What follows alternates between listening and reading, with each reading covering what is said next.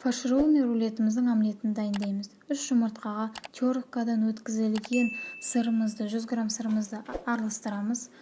3 ас қасық манная крупа, 100 грамм майонез, тұз, қара бұрыш дәміне қарай және сары сұйық бояуышты қосасыздар.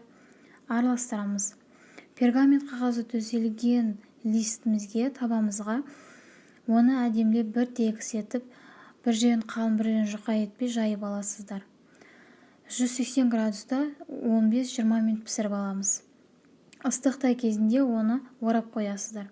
Салмасын дайындаймыз. 250 грамм фаршқа бір қуырылған пиязды араластырасыздар.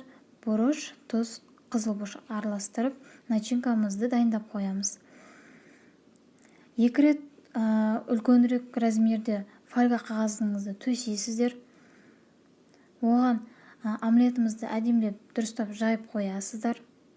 Салмамызды оның үстіне саласыз. Қолдарыңызды майлап, омлеттің үстіне начинкамызды бір тегіс етіп жаясыздар. Асықпаймыз.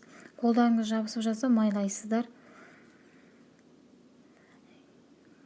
Орайтын кезде тығыз фольганың көмегімен әдемілеп, бос болып қалмайтындай етіп ораймыз.